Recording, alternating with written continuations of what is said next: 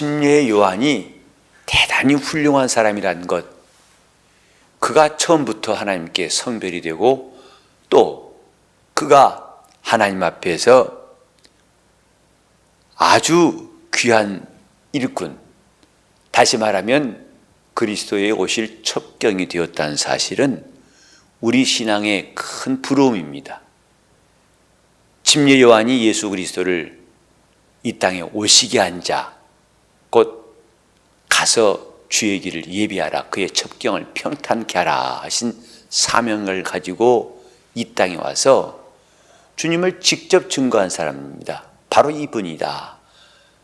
그래서 선지자 중에 가장 나은 자, 모든 선지자보다 나은 자니라고 주님 말씀하셨습니다마는, 그때 요한의 그 인기라고 할까요? 그것은 정말 온 유대 땅을 다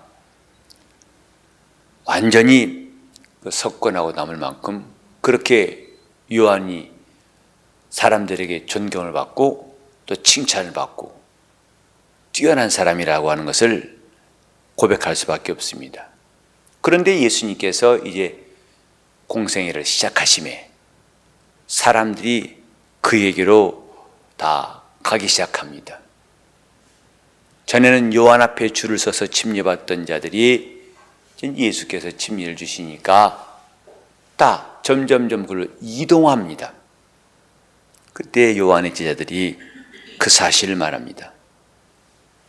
저 예수님이 침례를 주니까 다 저에게로 갑니다. 이때 요한이 한 말은 나는 그리스도가 아니다. 그의 앞에 보내심을 받은 사람이다. 요한의 입장을 확실히 그에게 제자들에게 말했어요. 나는 그리스도가 아니다. 요한은 자기가 누구인 줄을, 어떤 역할을 해야 할 사람인가를 분명히 알고 있었습니다. 이 요한의 태도가 왜 중요한 거 아니? 오늘날도 이러한 일들을 혼동하는 사례가 종종 있어요. 그리스도가 아니면서 그리스도인지 않은 사람들도 있고, 또 자기가 주님을 섬기는 사람이면서 주님이 받는 영광을 어느새 받고 있고 그걸 당연히 여기고 있고, 또 아닌 척하고 변명하지만 사실은 그 자리에 서 있는 사람들도 있습니다. 우리는 어떻게 하면 요한처럼 살 수 있을까? 사람들이 나에게 관심을 가지고 또 내가 칭찬받은 일을 하고 남들에게 뛰어난 사람처럼 보여서 사람들의 관심이 집중될 때 나는 그리스도가 아니다 라고, 자기는 다만 그를 위해서 보내심 받은 사람, 나는 그를 위하여 사는 사람이라고 하는 선을 딱 긋고서 자기의 위치를 아는 사람이 참 부럽지 않습니까? 영적 생활을 잘하는 방법이 여기 있어요. 신앙생활을 일생 동안 시들지 않게 할 수 있는 방법이 여기 있고, 타락하지 아니하고 자기의 길을 제대로 갈 수 있는 방법이 여기 있습니다. 나는 그리스도가 아니다. 그의 앞에 보내심을 받은 자라. 나는 결코 그 자리에 설 수 없는 사람이고, 그래서 그를 위하여 있는 자다. 그리스도의 교회는 주님을 경외하는, 그리고 성령의 위로로 진행하는 것이라고 성경에 기록되어 있습니다. 교회는 그분을 경외한 사람들이 모이는 거예요. 그분을 존중하고 그분을 위하는 사람들이 모이는 것입니다. 근데 어느새 사람들을 위하고 그 누구를 위하다 보니까 교회가 타락해버리는 거예요.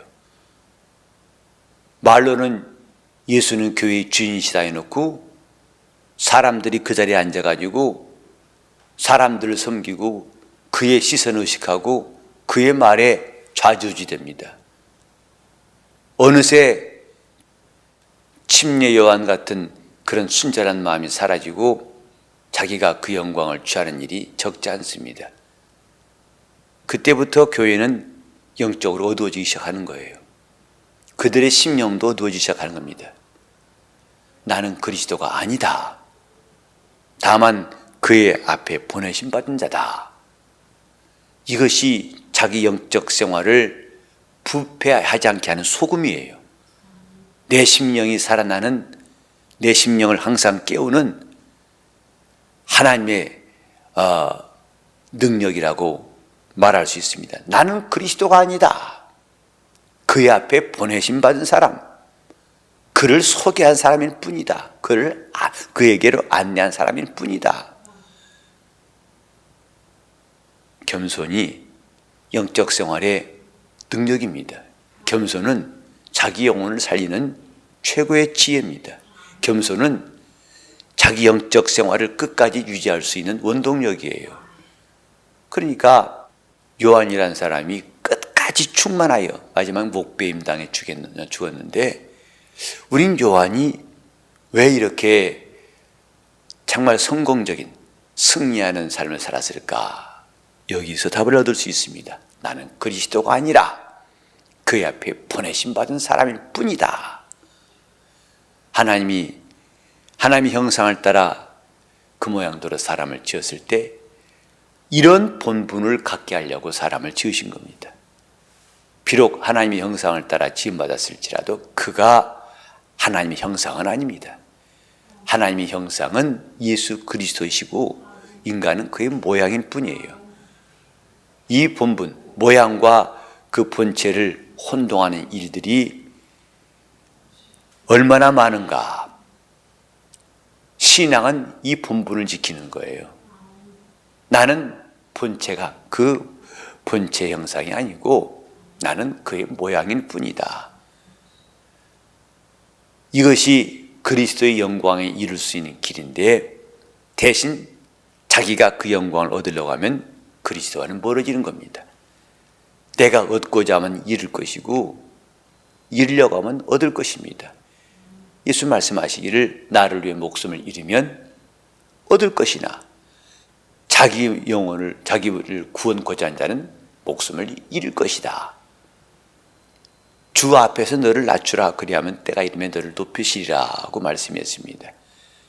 우리가 주님 앞에서 이런 겸손한 신앙, 그렇기 때문에 그는 흥하여야겠고 나는 쇠하여야 할 것이다. 바울은 자기 자신이 그리스도 앞에서 어떤 사람인가? 나는 날마다 죽노라. 나는 날마다 죽노라. 내가 내 귀하고 또 귀하다고 한 것을 배설물처럼 버린 것은 내가 그리스도를 얻고자 함이라. 그리스도만이 내 속에서 존귀케 되려 함이라고 말했습니다. 신앙생활이 바로 이런 데 있습니다. 우리가 진정으로 주님을 모신 성전이고 주님의 지체가 된 사람이라면, 교회가 그의 몸이라면 교회는 이런 마음이 필요합니다. 나는 그리스도가 아니라 그의 앞에서 보내심 받은 자다. 나한테 스포트라이트가 오지 않는 것에 대해서 섭섭해할 이유가 없다는 사실, 요한은 그걸 분명히 말하고 있어요. 선생님, 다 저쪽으로 갑니다. 영광이 다 절로 갑니다. 이제 선생님이 빛을 잃어가고 있습니다. 하늘에서 주신 바 아니면 아무것도 받을 수 없느니라. 이렇게 되어야 할 분은 그분이시다. 나는 신랑을 취하는, 신부를 취하는 신랑의 그 음성을 듣고 나는 그걸 기뻐하는 사람이다. 신부를 친구가 취하지 않는다. 신랑이 취하지 않느냐. 나는 그 신랑의 음성을 듣는 친구의 기쁨이 충만하다고 말했습니다. 영적 생활의 소금 같은 이 귀한 신앙, 내가 그리스도가 아니요, 나는 그리스도가 아니요, 어느새 우리가 그 자리에 앉아있는 일이 없도록 우리는 그의 영광을 스스로가 취하려고 하는 어리석은 자가 되지 말아야 됩니다. 내게 오는 영광에 대해서 그걸 당연하다고 꿀꺽 삼키는 순간, 바로 헤롯 왕은 사람들을 가르칠 때, 사람들에게 연설할 때에 이건 사람 소리가 아니요 신의 소리입니다 하고 칭찬하니까 그 영광을 꿀꺽 삼키는 순간 하나님 그를 쳐서 벌려먹어 죽게 하셨어요. 초대교회 때 있던 이 충격적인 사건, 예루살렘에 있던 사건을 성경에 기록하고 있습니다. 그가 어떻게 신입니까? 그러나 헤롯은 그 영광을 자기가 꿀꺽 삼키는 순간에 하나님은 그의 삶을 마감하게 하셨어요. 우리는 내가 그리스도가 아니요 나는 그 앞에 보내심 받은 자라. 예수가 함께 계시니 우리가 날마다 주를 섬기고 주를 따라갈 수 있기를 예수 이름으로 축원합니다. 기도는 그렇게 되려고 하는 것입니다. 나는 그리스도가 아니요 나는 그의 앞에 보내심 받은 사람. 주님이 일하게 하시고 주님이 쓰시려고 보내신 것, 그것 감사해서 충성을 다하는 그것이 성도의 삶입니다. 우리 교회는 오직 그리스도만 사시는 신령한 주의 몸 될 수 있어야 할 것입니다.